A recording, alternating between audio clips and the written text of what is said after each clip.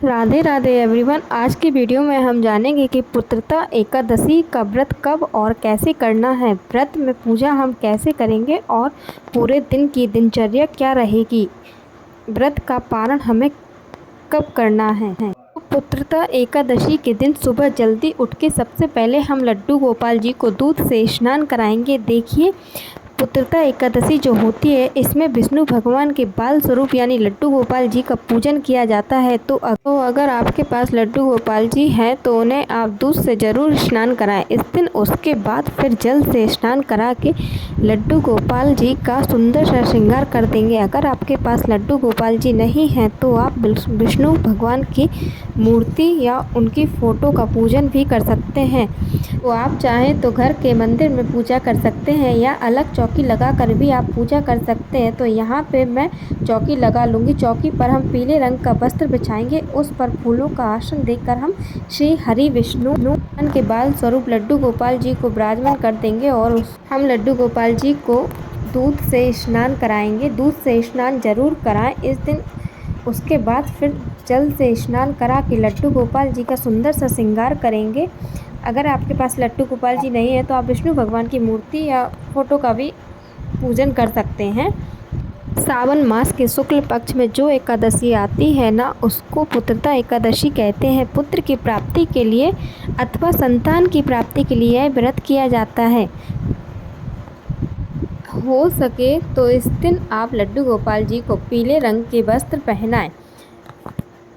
उसके बाद हम घी का दीपक जलाएंगे। देसी घी का या तिल डालकर दीपक जलाना है।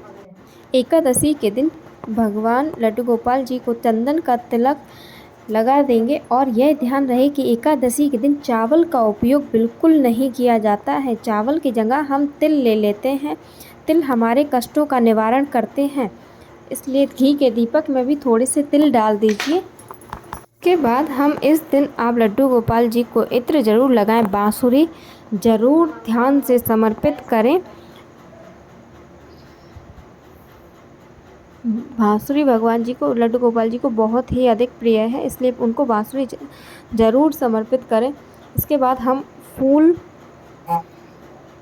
से भगवान जी का श्रृंगार कर लेंगे और फिर हम भोग समर्पित कर देंगे। तो भोग में आपको दूध जरूर समर्पित करना है। पुत्रता एकादशी के दिन दूध का प्रयोग ज़्यादा से ज़्यादा किया जाता है और जो भी भोग समर्पित करेंगे उसमें तुलसी ज़रूर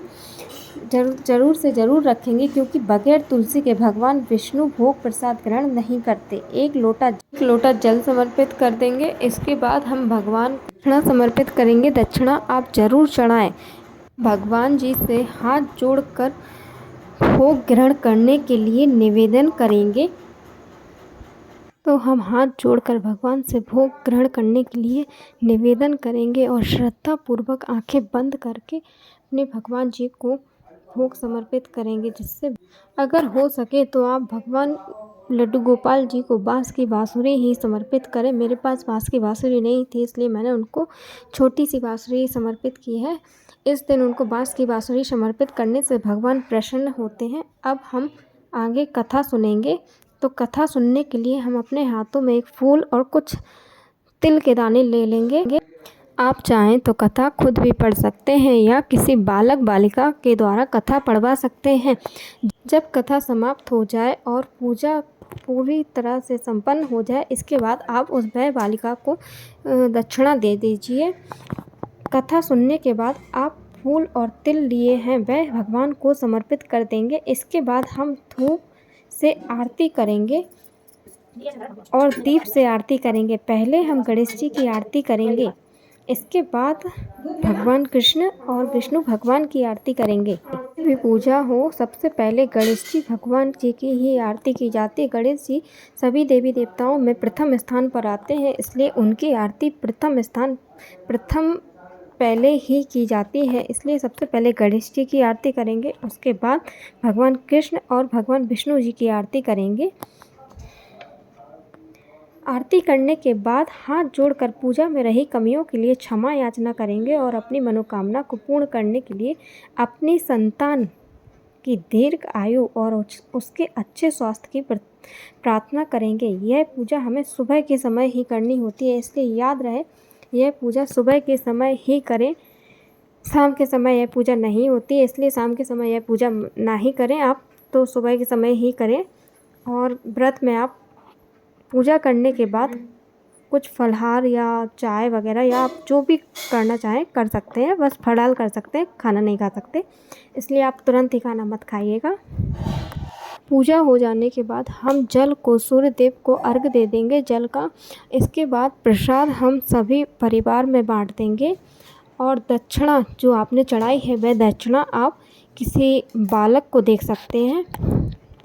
और दक्षिणा आप ऐसी दक्षिणा दीजिए जिससे आप एक टाइम वह बालक एक टाइम का भोजन कर सके, इसलिए दक्षिणा इतनी ही दीजिए कि वह एक टाइम या 2 टाइम का भोजन कर सके, इससे कम मत दीजिएगा।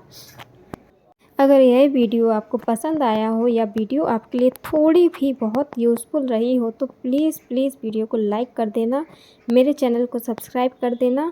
मिलते हैं किसी और वीडियो में, अब तक के लिए जय श्री कृष्ण, राधे राधे।